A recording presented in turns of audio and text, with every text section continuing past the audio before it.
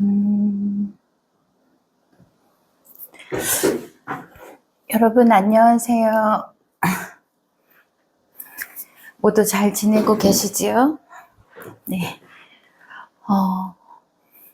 제가 잠깐 화면 조정을 할게요. 네, 됐습니다. 오늘 종강 못할까봐 아주 조마조마했어요.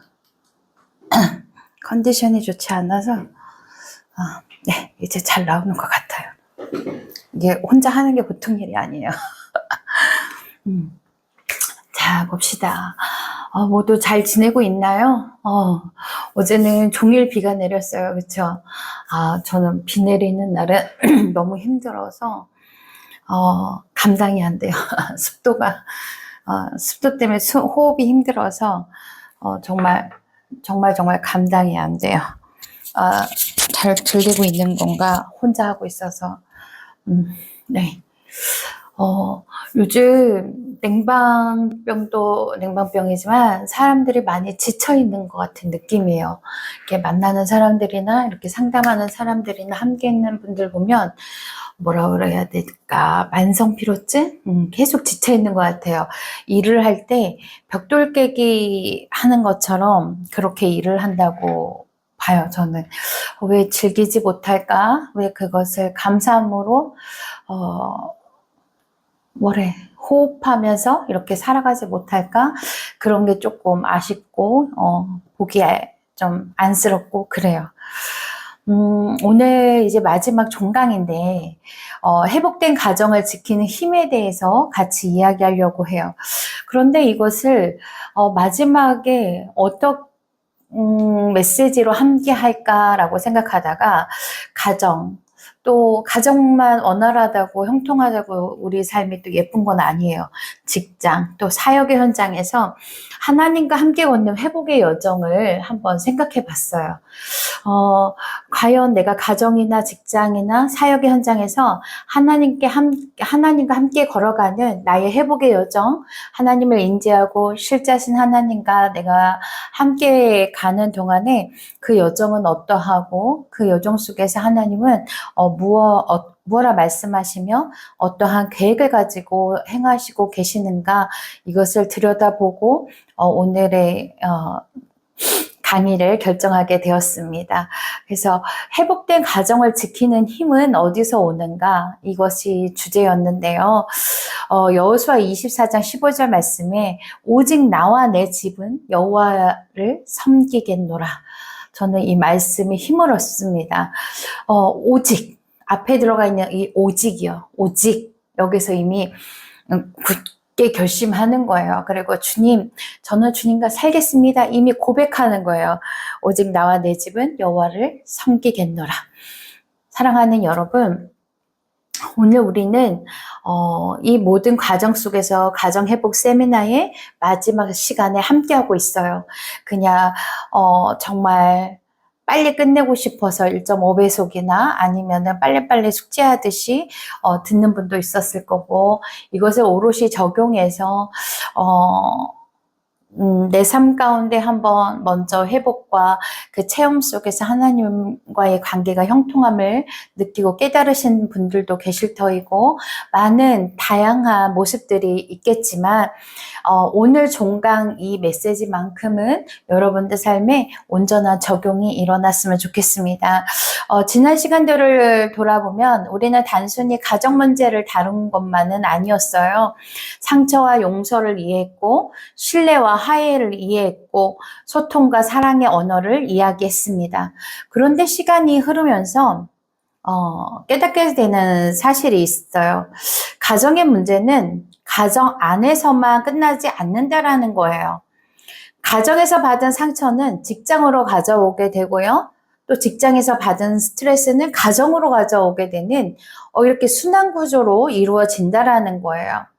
교회에서 받은 상처는 배우자에게 쏟아내기도 하고요. 또 사역의 피로는 자녀들에게도 고스란히 전달되기도 합니다. 반대로 가정이 건강해지면요, 직장이 건강해지고, 직장이 건강해지면 사역도 건강해지고요. 계속해서 이 순환 구조가 일어난다라는 사실이에요. 어느 한 구조 파트만 평안하고 잘 된다고 해서 우리의 삶이 순환 구조로 일어나진 않습니다. 가정과 직장과 사역과 이 모든 파트가 순환 구조가 화살표 방향대로 잘 순환되어서 걸어갈 때, 이렇게 살아갈 때 순환 구조대로 회복된 삶을 살아갈 수 있을 거예요. 그렇기 때문에 직장에서 받은 스트레스가 가정으로 오든, 교회에서 받은 상처가 배우자나 가족들, 자녀들에게 오든, 사역의 피로가 자녀들에게 고스란히 전달되든, 가정에서 또 반대로 직장과 사역의 현장으로 가든, 그것이 어느 방향으로 가느냐가 중요한 것이 아니라 어디에서 삐그덕거리고 있느냐, 어디가 아프냐, 어느 부위가 과연 나를 아프게 하고 있는가를 체크하는 것이 더 중요합니다. 그 체크가 반드시 있어야 된다라는 겁니다. 그 체크 없이는 우리가 그렇잖아요. 내가 어디가 아픈지 나를 진단할 수 있어야 되는데 병원에서 어디가 아픈지조차 모르는데 나는 계속 아파. 그러면은 이거는 정말 정말 대환란이 일어나는 거예요. 그쵸? 그렇기 때문에 가정도 직장도 사역도 모두 하나님께서 맡기신 삶의 현장이라는 거예요. 우리가 살아감으로 인해서 주님께서 돌보시는 현장이 아니라 이거는 역순환이 되는 거예요. 정말 온순환이 되려면요. 가정이든 직장이든 사회이든 사역의 현장이든 내가 속한 자리에서 이 내가 서 있는 모든 그 역할의 중심은 하나님께서 내게 맡기신 삶의 현장이다. 이것을 여러분들이 먼저 인지하고 이것을 인정하고 살아가야만 합니다. 그래서 오늘 종강 시간에는 단순히 가정을 회복하는 방법이 아니라 회복된 삶을 어떻게 끝까지 지켜갈 수 있을까? 정말 어떻게 해야만 끝까지 지켜갈 것인가? 이 질문에 대한 답을 찾고자 오늘 강의를 준비했습니다. 가정은 회복보다 유지가 더 어렵습니다. 정말 가정은요, 회복보다 유지가 정말 어려워요. 얼마 전에 결혼한 지 27년 되신 부부를 만나게 되었어요. 저는 27년 여기서 이미 와 요즘 이렇게 변화가 빠른 세상에서 27년을 정말 한 가정에서 한 집안에서 걸어오신 그분들을 보면서 이미 저는 존경심이 막 우러러 나왔어요. 와 정말 멋지다. 정말 멋지다 이 생각이 들더라고요. 그런데 그러면서 와 어떻게 그 모든 시간을 지켜오셨어요 그랬는데 선교사님은 얼마나 되셨어요? 그래서 되돌아보니까 저도 20년이에요. 저도 멋지다.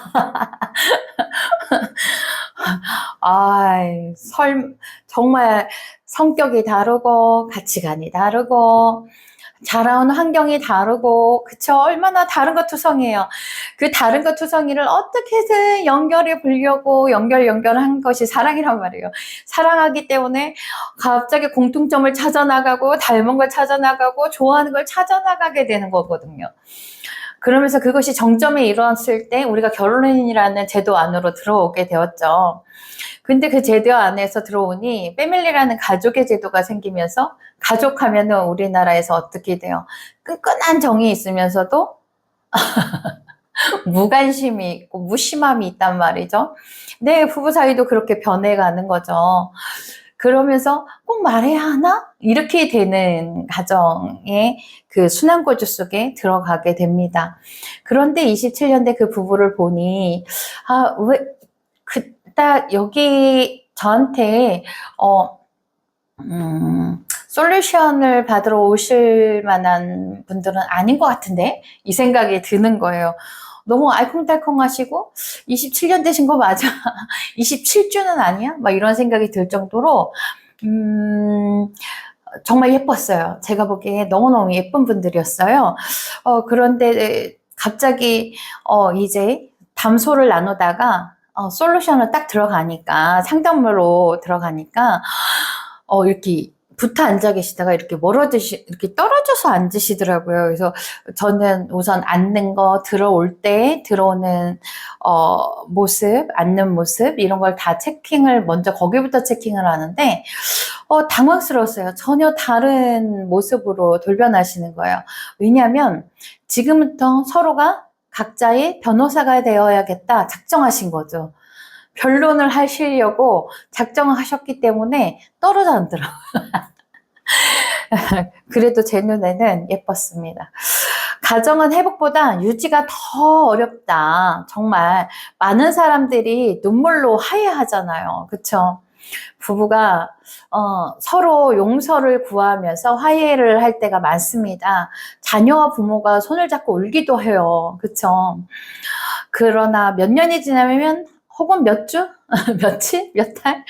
다시 같은 갈등은 반복되게 되어 있어요. 그 문제가 해결되지 않는 이상 계속해서 반복되게 돼 있어요. 그렇기 때문에 헤어졌던 연인이 다시 만났을 때 동일한 문제로 다시 헤어질 가능성이 90%란 말이죠. 왜 그럴까? 그러면 왜 그런 걸까? 회복은 사건이지만 유지는 습관이기 때문에 그래요. 이게 분리만 잘 되면 어려운 문제가 아닌데 이걸 너무 하드하게 끌고 가니까 되게 어렵게 느껴지는 거예요. 너무 어렵게 느껴지다 보니까 분리가 되는 겁니다. 그래서 다시 한번 지난 시간에도 이런 비유를 들었지만 회복은 사건이지만 유지는 습관이기 때문에 그렇습니다, 여러분. 꽃을 심는 것은 그냥 하원에 가서 혹은 꽃을 파는 곳에 가서 꽃을 사다가 심으면 돼요. 그렇죠? 혹은 심은 걸 가져오면 돼요. 엄청 간단한 일이에요. 그러나 꽃을 심는 것은 그렇게 간단하지만 가져오는 것은 간단하지만 꽃을 키우는 것은 참으로 어렵다라는 거예요. 마찬가지예요. 결혼식은 어때요? 번개불에 콩 꺼먹은 듯이 지나가요. 솔직히 저는 기억 잘 안 나요. 결혼식이 많이 길었어요. 정말 길었는데 제 기억 속에 제 결혼식에 부케 좀 내려놨으면 화장실 가고 싶다. 이게 압도적이었어 갖고 정말 죄송하지만 목사님들이 정말 많이 오셔서 축도 해주시고 말씀과 축사를 해주셨는데 잘 안 들렸어요.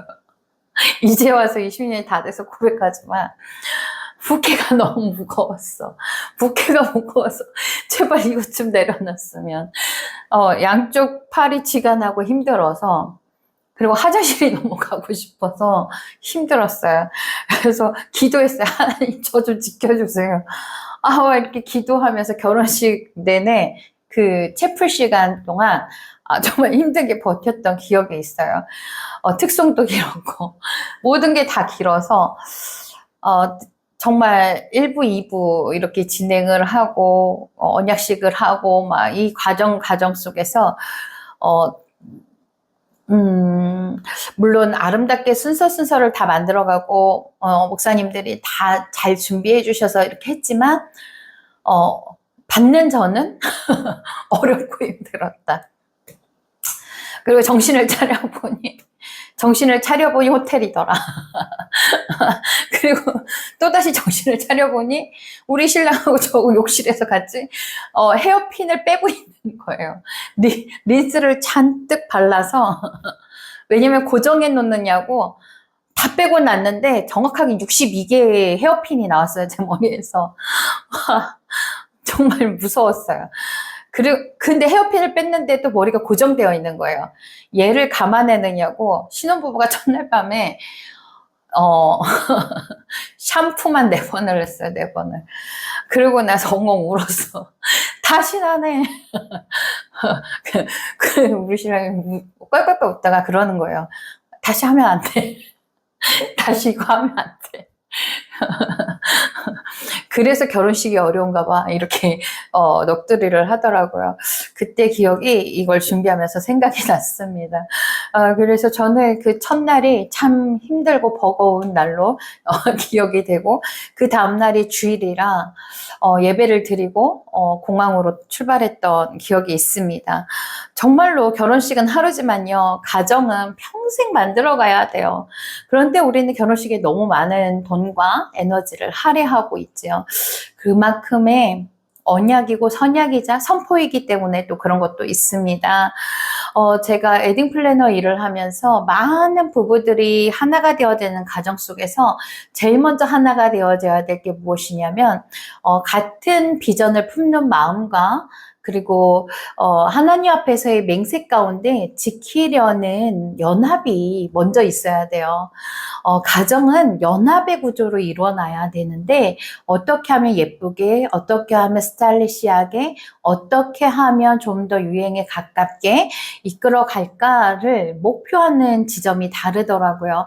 그래서 제가 함께했던 신혼부부들은 제일 먼저 하나님 앞에 아래에 있는 것을 공통으로 할 수 있는 것을 연합하는 부분들을 찾게 하는데 중점을 두면서 일을 하고 있어요. 한 번의 사과보다 중요한 것은 매일의 태도인 거잖아요. 그쵸? 또 한 번의 용서보다 중요한 것은 지속적인 사랑이란 말이죠. 행복한 가정은 딴따다단 해갖고서 결혼식을 한 번 올려서 이제 가정이니까 너는 내 거야 하고서 이런 유대관계로 살아가는 것이 가정이라는 것이 아니고요. 행복한 가정은 우연히 만들어지는 것이 아니에요. 매일의 선택으로 만들어져 가는 것입니다. 우리의 한 번의 하루의 결혼식으로 인해서 모든 것이 완성됐다라고 착각을 하면 안 돼요. 그것은 알리는 거예요. 말 그대로 알림이에요. 알림. 좋아요 설정하듯이 알림을 하는 거예요. 그러면 무엇이 중요하느냐? 알림 설정하고 계속해서 구독하는 게 중요한 거잖아요. 마찬가지예요. 매일의 선택으로 인해서 그 가정은 세워져 가고 만들어져 가고 빚어져 가는 거예요. 꽃을 심는 것은 쉽다고 했잖아요. 그러나 그것을 가꾸고 지키는 것이 어렵다고 했죠. 가정도 마찬가지예요. 그래서 저는 자녀들을 가진 분들에게 꽃을 많이 가정에 심으라고 그래요. 화초를 심고 나무를 심으세요 라고 해요. 그리고 심는 거에서 그치지 않고 돌봄으로 인해서 양육의 기쁨과 돌봄으로 인해서 양육의 지혜와 하나님께서 어떻게 우리를 뿌리시고 돌보시는지를 바라봐라 라는 이야기를 많이 합니다. 그리고 아이들 이름을 붙여서 아이들의 화초를 키울 수 있게 해라 라고 이야기를 해요. 저도 그러면서 화초를 선물하고 사역에 사용하다가 지금 꽃 키우는 일과 조경 일을 같이 하게 되었는데, 정말로요, 꽃을 심는 것도 중요하지만 그 심은 것에서 유지하는 것, 어떻게 유지하느냐? 매일의 선택 속에서 정말 더 아름답게 예쁘게 가꾸면서 나아가는 것이 중요하다라는 것을 먼저 말씀드리고 싶었어요. 요번에 강의 동안 요셉을 많이 들여다보게 되었어요. 요셉에게도 가정의 상처가 있었죠. 성경에서 가장 극적인 가정 회복의 이야기는 요셉만큼은 없어요. 요셉은 형들에게 버림받았던 것, 그리고 질투의 대상이 되었고 구덩이에 던져졌고 노예로 팔려갔어요. 그런데 이 가정 속에서 저는 제 삶에 빗대어서 비교해서 봤을 때 그 모든 환난과 시련과 또 아픔이라고 여겨졌던 거, 내가 강약 가운데 던져졌다고 생각했을 때 그때 저는 어려서는 왜 하나님 저를 이렇게 홀로 두십니까? 왜 저에게 이러한 정말 내 생각에 불필요한 이런 연단을 저에게 주십니까? 이거 내가 감당할 수 있는 게 맞습니까? 이런 질문을 참 많이 했었는데 나이를 더 먹어가면서 요즘은 그런 생각을 합니다. 당신께서 나를 이 시험 가운데 두시는 구덩이에 던지시는 이유는 이 구덩이에서 어떻게 너가 나오고 그 은혜 가운데 살아가는지 보아라. 이것을 증거하라. 이 메시지가 들어있겠지요. 라는 생각이 들어요.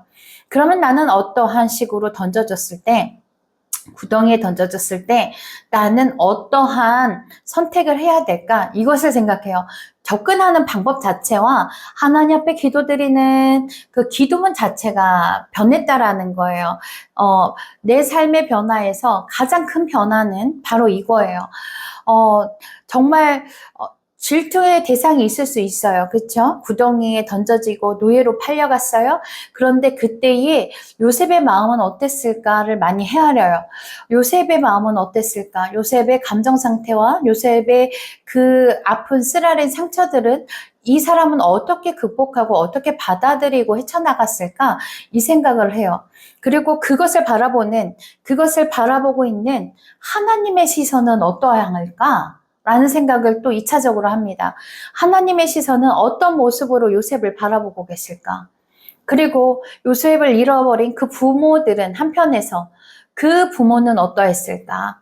그리고 요셉을 놓고 왔지만 질투의 눈이 멀고 지샘의 눈이 멀고 악한 선택을 함으로 인해서 던져놨던 그 형들의 그날 밤은 어땠을까? 그 다음 날은 어땠을까? 시간들은 아버지가 잊지 못하고 그 살아가는 아픔의 세월을 지켜보면서 또 형제들 또한 어떠했을까? 각 인물들의 삶을 되돌아보게 되는 것입니다. 그러면서 이 강의를 준비하면서 저 또한 나를 길러주신, 나를 양육하신 엄마와 할머니와 부모님의 모습과 아버지의 모습과 목회자님들의 모습과 나와 함께하는 동역자들, 선교사님들과 선생님들과 나의 가족들과 나의 남편과 나의 친구들과 이 모든 관계 속에서의 다각적인 그 포지션에서의 오는 그들의 생각과 삶을 잠시 들여다보니 감사하더라고요. 정말 큰 감사를 찾게 되었어요. 이번 수업을 준비하면서 정말 감사했습니다. 17세 된 소년이 하루아침에 가족을 잃었어요. 그러나 하나님은 요셉을 포기하지 않으셨죠. 하나님의 계획이셨잖아요. 노예 생활 속에서도 억울한 감옥 생활 속에서도 하나님은 요셉과 늘 함께 하셨다라는 것이 가장 큰 중요한 중점이 되는 쟁점이 되는 문제예요. 자, 보세요. 하나님은 요셉과 함께 하셨다라는 거예요. 어느 곳에 있든지. 그렇기 때문에 요셉은 그 자리와 그 장소가 그 환경이 어떠한들 상관이 없었을 거예요. 그리고 애굽의 총리가 되게 하셨고 이제 형들을 심판할 수 있는 자리에 서게 하셨고 그러나 요셉은 복수를 선택하지 않았고 창세기 50장 20절에 전 강의 시간에 말한 것처럼 당신들은 나를 해하려 하였으나 하나님은 그것을 선으로 바꾸셨다라고 고백했다고 했죠. 요셉은 상처보다 하나님을 크게 보았다라는 거예요. 그래서 한 사람의 용서가 한 가문을 살리게 되는 사건이 일어나는 거예요. 하나님의 계획이 바탕이 되었을 때에 그 계획 속에 비전을 발견하고 그 계획 가운데 결단하고 기도하고 용서하고 나아가는 그 한 사람, 가장 작은 자인 것 같고 가장 연약한 것 같은 나 한 사람이 변화됨으로 인해서 한 가문이 일어나고 살아나는 놀라운 역사가 일어났다라는 것입니다. 가정회복은요, 상대방이 변하는 데서 시작되는 것이 절대 아니에요. 하나님이 나를 어떻게 바라보시는지 깨닫는 순간부터 시작되는 겁니다. 정말 중요해요, 여러분. 관점과 모든 시선을 바꿔야 돼요. 다시 한번요. 가정회복은 혹은 모든 관계 속의 회복은 상대방이 변하는 데서 시작되는 것이 결코 아니라는 겁니다. 하나님이 나를 어떻게 바라보시는지, 나에 대한 계획이 무엇인지 이것을 깨닫는 순간부터 시작된다라는 사실이에요. 그렇기 때문에 행복한 가정은 문제가 없는 가정이 아니라 방향이 있는 가정이라는 사실이에요. 한 번 더요. 행복한 가정은 문제가 없는 가정이 아니라 방향이 있는 가정을 말하는 거예요. 여호수아에서는 인생 마지막 순간에 여호수아가 이렇게 선언하게 됩니다. 오직 나와 내 집은 여호와를 섬기겠노라. 그는 완벽한 환경 속에서 이 말을 한 것이 아니에요. 수많은 전쟁을 겪었고요. 광야를 통과했어요. 배신과 실패를 경험했습니다. 그럼에도 불구하고 그 가정의 방향을 결정했다라는 거예요. 정하였다라는 거예요. 행복한 가정은 갈등이 없는 가정이 아니라는 사실을 여러분들이 받아들이고 인정하고 인지해야 돼요. 하나님을 향해 함께 걸어가는 가정, 폭풍은 피할 수 없지만 방향은 선택하여 갈 수 있다라는 것입니다. 제가 아이들을 이끌고요. 아이들을 인솔을 해서 국토대장정을 간 때가 있었어요. 15년을 했었는데 14박 15일의 아주 긴 여정을 우리나라 국토대장정을 최남단에서 최북단까지 올라가는 국토대장정을 하면서 제가 참 많은 생각을 하게 되었어요. 가는 곳마다 여름이다 보니까 아무래도 태풍을 만나기도 하고 비를 만나는가 하면 또 너무 떼양볕 속에 놓여지기도 해요. 그런데 우리는 하늘에서 떨어지는 그 비를 피할 수 없어요. 그 날씨도 우리가 주관하는 것이니 피할 수는 없습니다. 그러나 그 순간 리더의 입장에서 방향은 선택하여 갈 수 있다라는 거예요.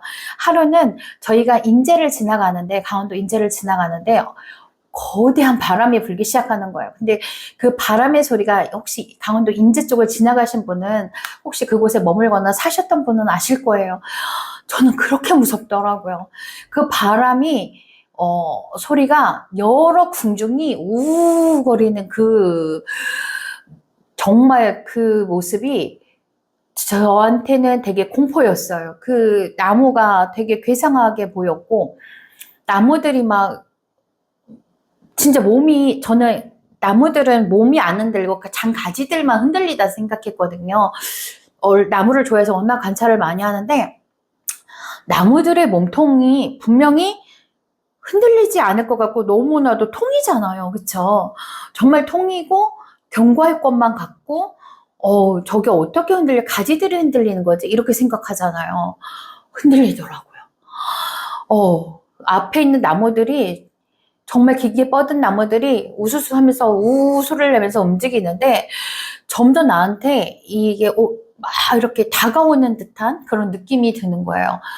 근데 뒤에 삐아기들이 제 뒤에 서 있잖아요. 10대 아이들이 제 뒤에 이렇게, 그리고 선생님들 18분, 그리고 의료진들 이렇게 서 있는데, 맨 앞에 있던 제가 결정을 해야 되는 순간이에요.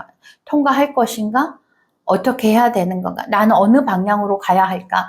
왜냐면은 숙소가 정해져 있지 않아요. 국토대장정은 가다가 길에서 텐트를 친다든가 적당한 장소를 발견했을 때 그곳에서 숙소를 지정하게 됩니다. 그런데 숙소를 할 만한 곳이 없는 거예요.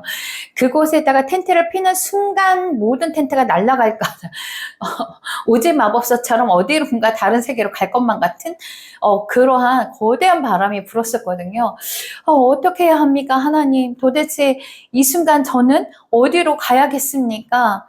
정말 어떻게 해야 될지 모르겠더라고요. 정말 망망대해에 혼자 놓인 듯한 그 상황이었어요. 그래서 잠시만 나는 차에 가서 기도를 하고 오겠다라고 하고, 그 대원들이 다 앉았어요. 그 풀섭에 다 앉아 있습니다. 바람을 맞으면서 앉아 있고, 그리고 저는 이제 1호차 버스차에 올라갔어요. 올라갔는데, 와, 버스가 들썩이는데 너무 무서운 거예요. 이러다가 버스를 뒤집는 거 아니야? 라는 생각이 들 정도로 정말 무서웠어요. 그때 하나님 앞에, 너무 무서워요, 아버지. 지금 이거를, 제가 리더지만 겁도 많고, 너무너무 힘들어요, 버거워요, 라고 기도하다가, 버스 그 창 밖으로, 이렇게 고개를 숙이고 엎드린 채, 웅크린 채 앉아 있어서 저만 기다리고 있는 대원들과 그 모든 나의 동료들과 이 일행들이 제 눈에 보인 거예요. 눈물이 정말 뚝뚝뚝이 아니라 와르륵 하고 쏟아졌어요. 정말 주르륵 하고 쏟아졌어요. 야, 이알림, 너 지금 뭐 하고 있는 거야? 너는 지금 기도한다고 이 버스 안으로 안전한 곳으로 들어와서 지금 너만의 선택을 기다리고 있는 바깥에 있는 저 대원들을 어떻게 하려고 이러는 거야? 라는 그 질책의 목소리가 들리는 거예요. 그래서 다시 무릎을 꿇었어요. 정말 버스 바닥에 그냥 무릎을 꿇고 하나님 앞에 기도했어요. 아버지, 죄송해요. 잘못했어요. 이기적이고 너무나도 못된 저의 성품을 아버지, 이 시간에 이 기회를 통하여서 바꿔주세요. 당신의 성품을 온전히 닮아가게 해주세요. 저보다 저들을 더 사랑해 주세요. 저들의 안전과 저들의 삶의 방향을 아버지 붙잡아 주세요. 어떻게, 어느 곳으로 가야겠습니까? 어느 곳에서 저들이 안전하게 거치해야겠습니까? 어느 곳에서 저들을 양육시켜야겠습니까? 하면서 엄청나게 정말 엉엉 울면서 아버지한테 매달렸어요. 아버지 살려달라고. 어떻게 해야겠는지 모르겠다. 도저히 이 폭풍 속에서 나는 저 아이들에게 텐트 치라고 명령을 할 수가 없어요. 어떻게 해야겠습니까? 라고 막 기도를 하고 나서 아버지께서 내가 이미 다 계획해 놨어. 내가 이미 너희 쉴 곳과 너희 잘 곳과 너가 행할 모든 곳을 만들어 놨단다, 딸아. 가라 그러는데 어디로 가라고 하는지 모르겠어. 가라 그러는 거예요. 눈을 떴어요. 눈을 뜨고 장소가 바뀌었나? 매직처럼 왜 개그 프로그램이나 이렇게 들어오면 따란 하면은 다른 장소가 있잖아요. 그런 일은 없었어요. 눈을 딱 떴는데 버스 아닌 거죠. 바닥 차가운 바닥이죠. 그리고서 딱 일어났어요. 일어나서 버스 문을 열고 내려왔습니다. 그러니 다들 이제 저를 바라보겠죠. 어떤 결정을 했을까. 근데 아마 아우성거리기 시작했어요. 집에 가고 싶어요. 집에 보내주세요. 속으로 나도 가고 싶다. 나도 가고 싶어. 그런데 그때 5일째 되는 날, 14일, 14박 15일에 5일째 되는 날이에요. 나도 가고 싶단다. 제가 가끔 마음의 소리가 밖으로 튀어나오는데,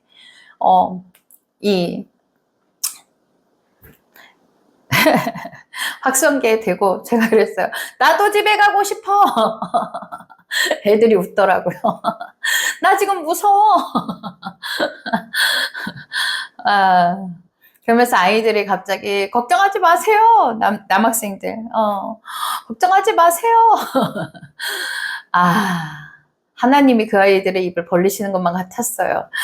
그리고 우리 동료들이, 선생님들이 저에게 직결돼서 왔어요. 어떻게 하겠습니까, 대표님? 어떻게 할까요? 그래서 하나님이 분명히 말씀하셨어, 내게. 너희들이 거치할 곳과 장막을 준비해놨다. 내가 그곳으로 인도하겠다 말씀하셨어. 그곳이 어디예요? 몰라. 모르겠어. 일단 걷자. 걸어서 나가보자. 여기 이 야영진 아닌 것 같으니 우리가 큰 도로로 다시 나가보자. 그래갖고 다시 나가려면요, 제가 다시 선두에 서야 되기 때문에 우리가 이렇게 U자형을 돌아서 만들어서 가야 돼요. 총 150명. 이렇게 돌아서 이렇게 나가면서 서로 화이팅을 외치는 거야. 화이팅! 화이팅! 하나님이 우리의 장막을 만드셨어. 우리는 그 장막으로 가고 있어. 하나님께서 나를 당기시고 계셔. 이때 애들이 뭐, 와! 이러고, 할렐루야! 이러는 거예요. 아버지. 그러면서, 아버지, 제가 걷는 것 같지만 제 걸음이 아니에요. 이제 부정하기 시작하는 거예요. 제 걸음이 아니에요. 아버지께서 지금 제 다리 붙잡고 있는 거 맞으시죠? 저를 붙들고 걷고 있는 거 맞으시죠? 막 이러면서 막 정신 나간 사람처럼 주저리 떠들기 시작했는데 제일 측근에서 듣고 있는 우리 간사 선생님들이 무서워하기 시작했어요.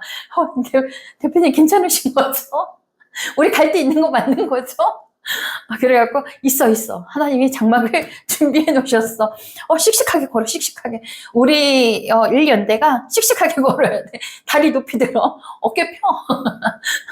빨리빨리 웃어 막 이러면서 정말 어느 때보다도 정말 기괴한 모습으로 걸었습니다. 근데 내 생각에는 엄청 결의에 찬 걸음이었다고 생각해요. 하여튼 그렇게 해서 가다 보니까 큰 길에 도달했는데 되게 말도 안 되는 어떻게 저런 차가 굴러가? 할 정도의 용달차가 다가오는 거예요. 우리 쪽으로 다가오는데, 그 용달차가요, 되게 얼마나 모습이 웃겼냐면, 초록색 용달차의 모습은 갖췄는데, 양 사이드에 판자가 이렇게 높이 올라가 있어요. 판자가 이렇게 높이 올라가 있고, 그 판자가 오히려 차체보다 더 높이 올라간 곳에 고철 쓰레기는 더 높이 올라가 있는 거예요. 1톤 트럭에. 와, 저거 너무 위험한 거 아니야? 깔려 죽는 거 아니야? 막 이런 생각이 들 정도로 바람에 저 철근이 우리한테 날라오면 어떡하지? 별의별 생각이 다 드는 거예요. 그래서 일단 피하자. 그래서 호루라기를 3번 불면은 가장자리로 얘들아 붙여서 서 있어 라는 뜻이에요. 호루라기 3번을 불었어요. 가장자리로 다 대피해서 서 있게 되었어요. 그래서 이렇게 서 있으면서 깃발을 깃발을 이렇게 흔들면서 서 있어서 되게 웃긴 간병일 수도 있는데, 우리는 결연에 차 있어요, 의지에. 막 이렇게 하고 있는데 이 고물자가 달달달달 하고 되게 막 그 뒤에서 나오는 매연 가스도 말도 못한 냄새와 정말 사람의 형체를 알아볼 수 없는 연기를 뿜으면서 가는 거예요. 아니, 하나님, 길을 인도해 달라고 그랬더니 어디서 보도 못한 똥차가 와가지고 매연을 우리한테 막 이렇게까지 남기고 갑니까 하고 있는데, 한 어느 정도 중간쯤 갔을까? 갑자기 애들이 환호성을 지르는 거예요. 그 중간 정도에는 중학교 2학년에서 1학년 애들이 있는 지점인데, 거기서 와! 막 이러면서 애들이 환호를 지르면서 막 다 머리 위로 손을 올려서 박수를 치는 거예요. 이게 무슨 일이야. 우리 선발대도 쳐다보고 있었어요. 저 뒤를 쳐다보면서 무슨 일이야? 이러니까 뒤에 무슨 일이야? 무슨 일이야? 무슨 일이야? 이제 저쪽에서 메가폰을 들고서 소리가 나와요. 대장님 잠시만 멈추세요 라고 해갖고 우리 연대가 멈추게 됐어요. 딱 멈췄는데 갑자기 그 차가 도로에서 이렇게 유턴을 하는데 정말 쓰러질 것 같은 모양으로 유턴을 하더라고요. 유턴을 하고 다시 또 저만치 우리를 지나쳐서 가는 듯 하다가 다시 유턴해서 저한테 오는 거예요. 가장 큰 깃발을 든 사람이 대장이겠거니 하고서 그 깃발이 있는 곳으로 온 거죠. 그래서 저한테 딱 와서 차가 푸슉 소리를 내면서 멈췄어요. 멈추더니 탁 아저씨가 내리는데 그 포스가 아직도 잊지 못해요. 정말 걸음발이 치고는 건장하고 하여튼 정말 털털한 분이셨어요. 좋은 말로 되게 털털하고 세상 이런 상남자는 없을 거야 할 정도의 그런 분이 내리셨어요.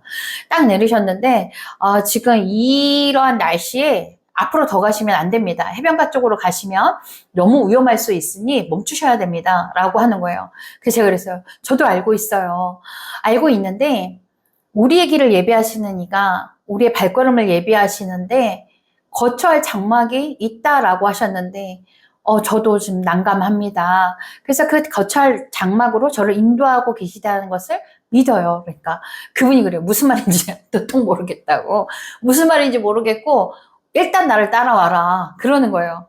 저분이 장막인가? 그분이 가는 방향으로 너무 천천히 가는 거예요. 그분이. 그런데 제가 말씀드렸죠. 소리도 크고 뒤에서 뭐가요? 매연이 너무 많이 나온다고 그랬잖아요.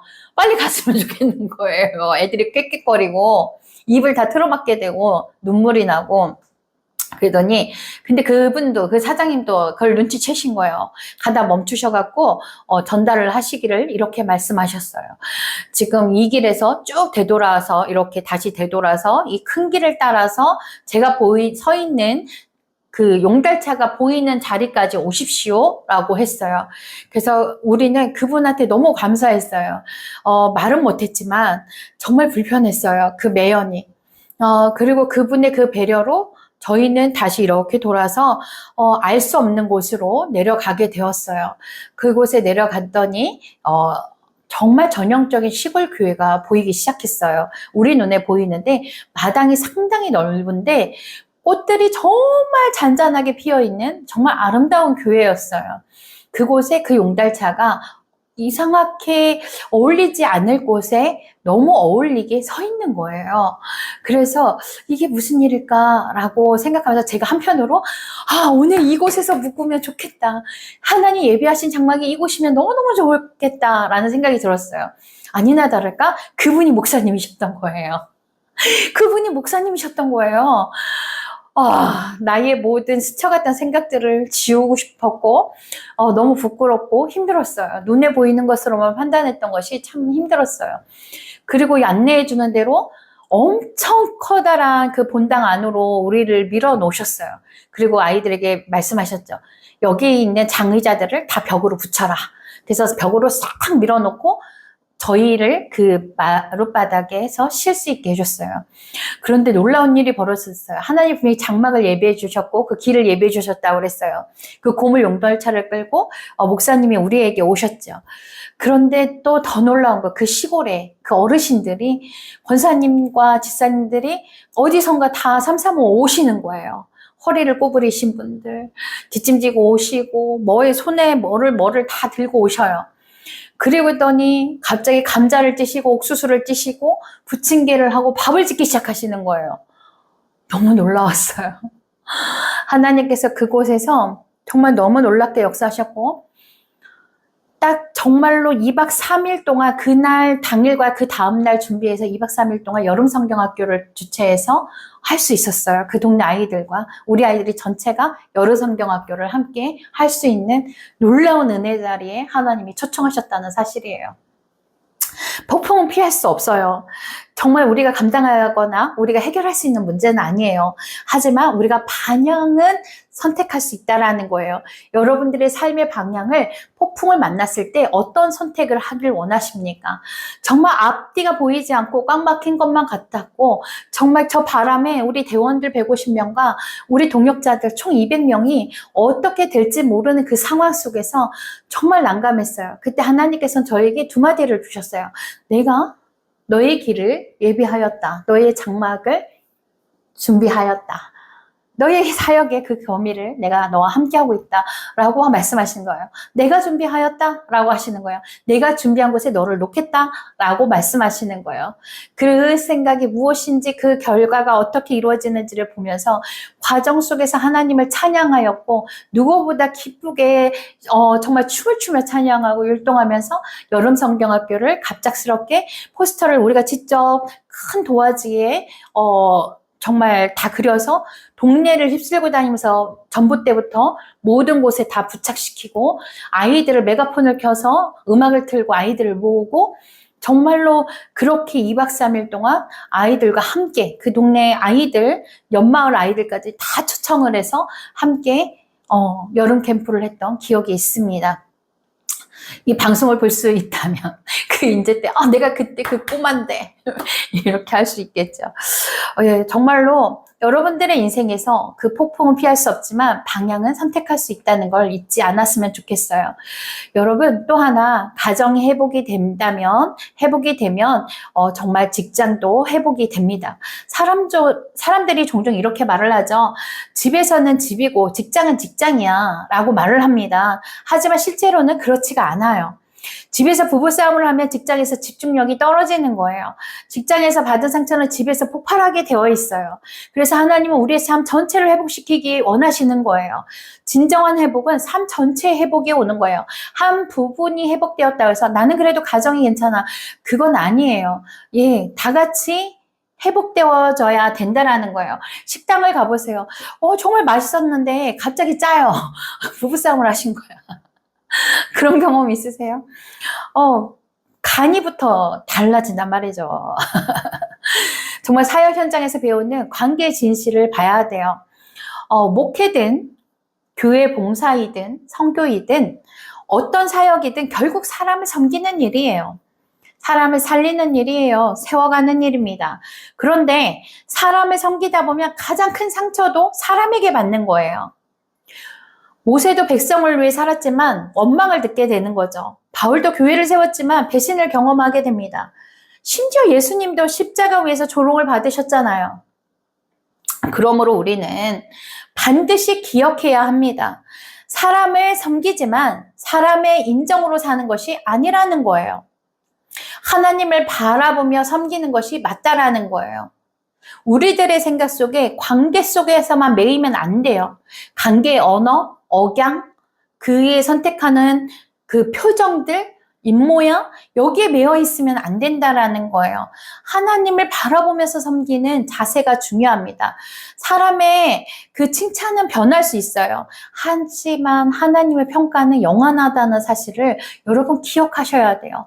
하나님의 평가는 끝이 없다는 것을 아셔야 돼요. 하나님이 생명력을 기록하시는 순간부터 1.1획도 변하지 않는다는 사실을 두려움 가운데 깨달으셔야겠습니다. 제가 읽었던 책 중에서요, 미움받을 용기라는 책이 있어요. 그 미움받을 용기와 성경의 만남을 함께 이끌어가 보도록 할게요. 책은 많은 사람들이 읽는, 최근은 아니에요. 좀 나온 지가 완투가 나는. 미움받을 용기에는 이런 말이 나와요. 타인의 기대를 만족시키기 위해 사는 것이 당신의 인생은 아니다 라는 구절이 있습니다. 우리는 종종 모든 사람에게 인정받고 싶어 해요. 좋은 엄마가 되고 싶고, 좋은 남편이 되고 싶고, 좋은 성도가 되고 싶고, 좋은 리더가 되고 싶어 해요. 사랑받길 원하고 인정받길 원하고 나를 좋아했으면 좋겠고 나에게 친절했으면 좋겠는 거죠. 그 자체는 나쁜 것이 아니에요. 그러나 모든 사람을 만족시키려는 순간 우리는 지친다라는 사실을 알아야 돼요. 예수님조차 모든 사람에게 인정받지 못하셨어요. 어떤 사람은 구원자라고 불렀고 어떤 사람은 귀신 들렸다고 비난했어요. 그러므로 모든 사람에게 사랑을 받으려는 삶은 불가능하다는 것을 미리 먼저 깨달아야 돼요. 하나님 앞에서 신실한 삶이 더 중요하다는 사실입니다. 하나님 앞에서 하나님과 함께 살아갈 때 하나님 앞에서 신실한 모습으로 살아가는 것이 더 중요하다는 사실을 빨리 깨닫는다면 나의 눈, 표정의 변화, 입가의 변화, 나의 언어 선택의 변화, 생각의 변화 모든 것이 변화가 일어날 수밖에 없다라는 거예요. 어떻게 나를 만드신 조물주, 나를 위해서 그의 아들을 십자가에 못 박혀 피 흘려 죽게 하신 그 예수 그리스도의 그 사랑 가운데 그 앞에 서 있는데 내가 함부로 어떤 말을 할 거냐 말이에요. 그가 만드신 그 피조물들, 그 조물주께서 빚으신 포에마, 너무 거룩하고 그 너무 아름다운 그 사람들에게 내가 어떠한 정죄와 어떠한 평가를 할 거냐 말이에요. 그렇기 때문에 하나님 앞에서 신실한 삶이 더 중요하다라는 사실을 잊지 말았으면 좋겠어요. 과제의 분리와 관계의 자유가 있어야 됩니다. 미움받을 용기의 핵심 개념 가운데 하나가 과제의 분리예요. 누구의 문제인가? 또 누구의 책임인가? 이것을 구분하는 것입니다. 나는 사랑할 수 있습니다. 그러나 사랑을 받아들이는 것은 상대방의 몫이라는 거예요. 나는 용서할 수 있습니다.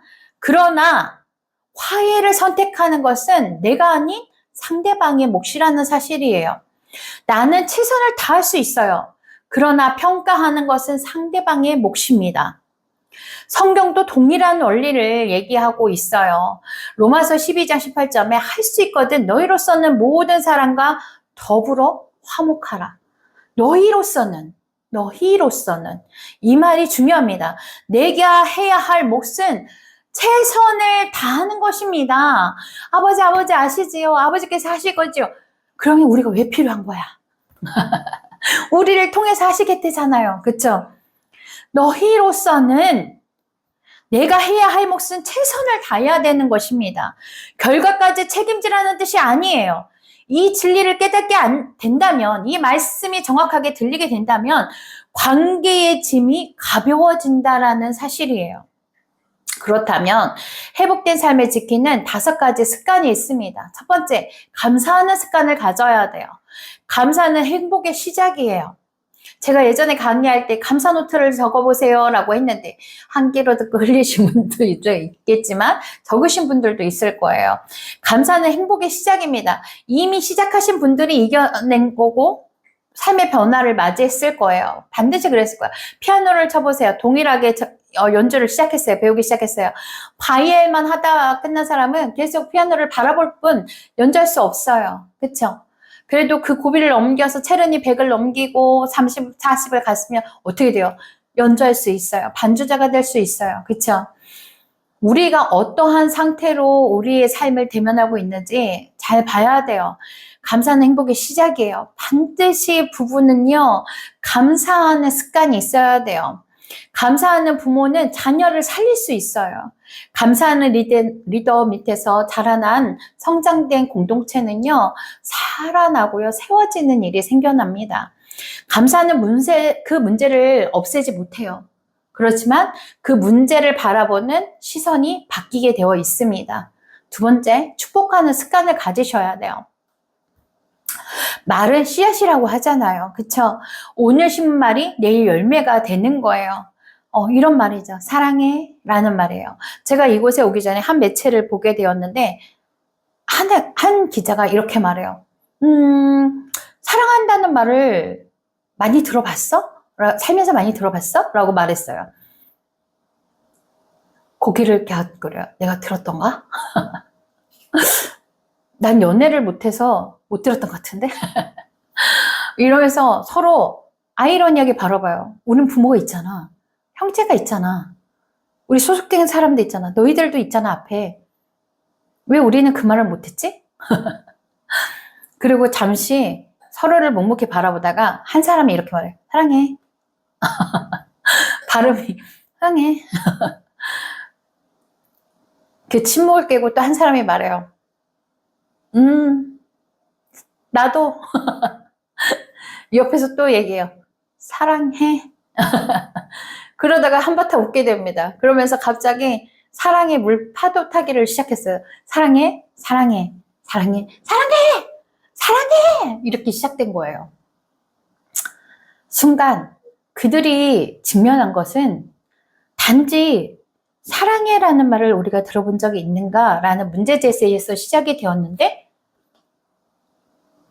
그들의 삶에 뭐가 문제였지가 보이기 시작하는 거예요. 한참을 깔깔 웃으면서 사랑해 사랑해 하다가 눈물을 흘리기 시작했어요. 사랑해. 사랑한다. 사랑해. 그리고 고마워. 내 옆에 있어줘서 너무너무 고마워. 나와 함께여서 고마워. 내가 사랑한다고 말할 수 있는 너가 있어서 고마워. 감사합니다. 감사합니다. 얼마나 멋있어요? 그 시간이 은혜 치유의 시간인 거죠. 정말로 말은 씨앗이에요. 뿌렸고 거두시는 이가 하나님이시라는 거예요. 사랑해, 고마워, 수고했어, 괜찮아, 당신 덕분이에요, 그대 덕분이에요. 이 말들이 가정을 살리는 거예요. 어제 우리 실장이 우리 영규가 바다에 갔다가 그 참돔을 잡아와서 참돔으로다가 요리를 해줬어요. 그랬는데 먹으면서 이 녀석들이 한마디씩 하는 거죠. 삼촌 인천에서 안 오면 안 돼요? 고기 잡아서 계속 보내주세요. 우리 딸은 뭐라고 하냐면 더 큰 언양어선을 타서 참치를 잡아서 보내주면 안 돼? 설계사한테 배 타라고 요구하는 거죠. 한번 고기 맛을 보고서. 고맙더라고요. 저는 이 친구의 이렇게 고기를 잡아서 손질을 해서 또 와서 가족들 우리 식구들에게 요리를 해주어서 맛있는 음식을 나누어 먹으면서 이렇게 기뻐하면서 서로 나누는 그 한 장면이 너무너무 아름다웠어요. 그래서 이 친구에게 그런 고백을 했어요. 내가 너가 없었으면 어떡할 뻔했어? 나는 정말 너가 나에게 있는 것이, 나에게 온 것이 가장 큰 축복이야. 너가 없으면 나는 살아갈 수가 없다. 정말 하나님은 너를 통해서 나를 살게 하시고 너를 통해서 세상을 보게 하시고 너를 통해서 공급을 받게 하시고 너를 통해서 나를 행복감을 느끼게 하시는 것 같아. 그 중점에 너가 서 있어 라는 이야기를 해줬어요. 그때 서로의 마음이 정말 이렇게 뭉클 올라왔지만 여느 때와 같이 그냥 투닥투닥 이렇게 하고 돌아서게 됐죠. 잠자리로 돌아오게 됐는데 정말 그렇습니다. 한 사람 한 사람이 내 곁에 세워져 있을 때 얼마나 아름답고 얼마나 멋진 하모니를 이루어내는지 사람의 눈으로 봤을 때 왜 저럴까? 왜 저런 모습은 변하지 않지? 고쳐지지 않지? 실망하는 것들도 참 많고 안타까운 것도 많고 좀 회복되었으면 하는 것들도 정말로 많아요. 그런데 그것을 잠시 뒤로 빼고 내 생각과 나의 기준과 나의 생각을 빼고 하나님은 지금 이 순간 어떻게 바라보고 계시며 어떠한 계획과 생각으로 저 아이를 보고 계십니까? 라고 하고 하나님 옆에 가서 서봐요. 그럴 때 감사가, 은혜가 저한테 몰려오더라고요. 이 아이의 존재가 나를 얼마나 기쁘게 하는지, 이 아이의 존재가 얼마나 빛이 나고 얼마나 멋진지 보게 하시더라고요. 그래서 이런 말들을 많이 하면 살았으면 좋겠어요. 또 경청하는 습관이에요. 세 번째, 사람은 사랑받지 못해서 상처받기보다 이해받지 못해서 상처받는 경우가 정말로 많습니다. 경청은 사랑의 가장 실질적인 표현이에요. 그렇기 때문에 인정받으려는 그 욕구 속에서 경청이 되어지지 않는다면 얼마나 마음이 아프고 좌절감을 맛보게 됩니까? 자존감이 떨어지게 되는 거죠. 그렇기 때문에 사랑받지 못해서 오는 상처보다 이해받지 못해서 오는 상처가 더 크다라는 거예요. 인정이죠. 인정. 그래, 너 잘했어. 너 잘하고 있어. 너 멋있어. 제 동생이 항상 그 인정받는 거에 조금 굶주려 해요. 그래서 우리 미나가 사람들 속에서 문득문득 본인이 이방인처럼 행동할 때가 너무나도 많아요. 그런데 거기에서 무엇을 갈구하는 건지를 본인이 깨닫지를 못해요. 본인이 깨닫지를 못해서 아프고 다칠 때가 너무나도 많아요. 제가 시선을 피해서 외면할 때가 많아요. 왜냐하면 하나님께서 오롯이 그 시선을 붙들었으면 할 때가 정말로 많기 때문에 그래요.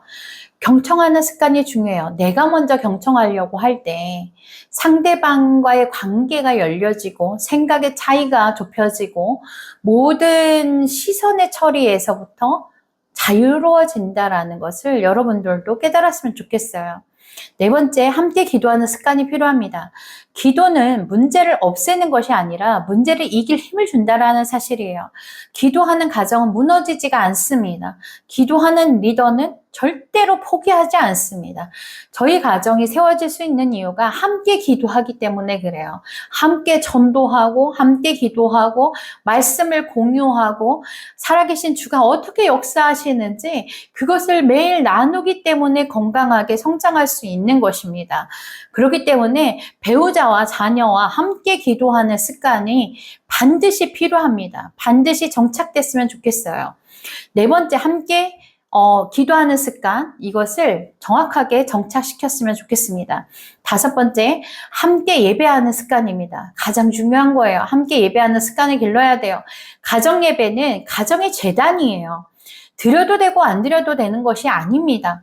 아브라함이 가는 곳마다 제단을 쌓았던 것처럼 우리도 삶의 중심에 하나님을 모셔야 되는 것이 마땅한 것입니다. 그렇기 때문에 가정의 예배와 기도가 무너진 곳은 허물어지는 거예요. 무너지고 부서져 버리는 것입니다. 한나의 눈물을 보세요. 한나는 오랫동안 자녀가 없었습니다. 그러나 절망보다 하나님을 붙들었어요. 눈물의 기도는 바로 누구요? 사무엘이라는 열매를 맺게 했어요. 하나님은 오늘도 우리의 눈물을 기억하신다라는 사실이에요. 여호와 삼마 하나님께서 우리와 1초도 떨어지지 않고 함께 하신다는 사실을 여러분들이 반드시 인지하고 인정하고 살아갔으면 좋겠습니다. 여러분이 혼자가 아니라는 사실을 아셔야 돼요. 여러분들이 결단코 거저 어쩌다가 태어나지 않았다라는 거예요. 실수로 태어난 것이 아니라는 거예요. 불평등하게 불합리적으로 태어났다. 이것은 잘못된 거예요. 하나님의 걸작품이라는 것을 반드시 아셔야 돼요. 복되고 가장 복되다라는 것을 반드시 알아셨으면 좋겠어요. 요즘 우리 교회에서 하는 인사예요. 아름다움이 제라면. 저희 이거 처음에 좀 힘들었는데 이제 되더라고요. 아름다움이 제라면 당신은 사형감입니다. 예, 아내에게, 남편에게 해주세요. 얘 뭐 잘못 먹었나 할 수 있어요, 처음에. 제가 그런 반응을 받았거든요. 그런데 하다 보면 서로 어이없어 웃고, 그래서 웃겨서 웃게 되고, 그러다 보면 눈물 흘리면서 웃게 되는 거죠, 뭐. 정말로 그 한나의 눈물을 기억하면서 어떻게 하나님께서 그를 죄하시고 귀한 사무엘을 허락하시고 정말 그 안에 하나님의 소명을 가지고 살아가는 가정이 되게 하셨는지 이거를 한번 생각해 봤으면 좋겠어요. 결론을 맺을게요. 저녁이 되고 아침이 되니. 창세기 1장에는 반복되는 말씀이 있습니다. 저녁이 되고 아침이 되니. 하나님은 저녁으로 끝내지 않으셨다라는 사실이에요. 하나님은 저녁으로 끝내지 않았다라는 거예요. 저녁을 짜잔 만들어 놓고 끝내지 않으셨다는 거예요. 저녁이 되고 아침이 되니. 항상 한번 창세기를 다시 읽어보세요. 뭐라고 써있어요? 아침이 되고 저녁이 됐다고 할까요? 아니요. 저녁이 되고 아침이 되니. 하나님은 저녁으로 끝내지 않으셨습니다. 아침을 오게 하셨다는 얘기예요. 요셉에게도 저녁이 있었고, 한나에게도 저녁이 있었고, 바울에게도 저녁이 있었어요. 예수님에게도 십자가의 밤이 있었습니다. 그러나 하나님은 언제나 부활의 아침을 준비하셨어요. 오늘 여러분들의 가정에 저녁을 지나고 있습니까? 직장에 저녁을 지나고 있습니까? 사역의 현장에서, 관계의 현장에서, 성도의 삶 속에서, 직장에서, 학교에서 여러분들의 저녁을 지나가고 있습니까? 그렇다면 저녁 뒤에는 반드시 여정이 옵니다. 어떤 여정이 오나요? 아침이 밝아온다는 사실이에요. 그러면 창조의 기쁨을 느낄 수 있어요. 용서는 과거를 놓아주는 것이고, 신뢰는 시간을 통해 쌓여가는 거예요. 사랑은 매일 선택하는 것입니다.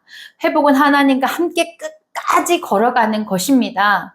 하나님은 지금도 가정을 회복시키시고, 직장을 회복시키시고, 사역의 현장을 회복시키시고, 우리의 인생을 회복시켜 주시고, 하나님과 우리 관계가 아름답게 형통하게 이끌어 가신다라는 사실이에요.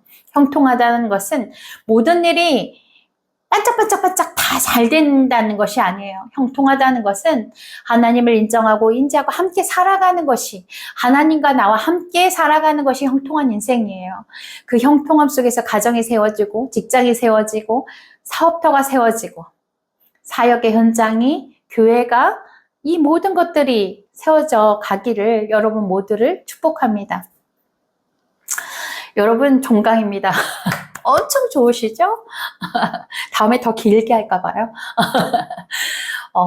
정말 여러분들의 모든 삶의 현장과 직장과 모든 삶의 터전에서 여러분들이 얼마나 아름다운지 그 아름다움이 표출될 수 있었으면 좋겠어요. 여러분들이 얼마나 귀하고 소중한지 그것이 표출될 수 있었으면 좋겠어요.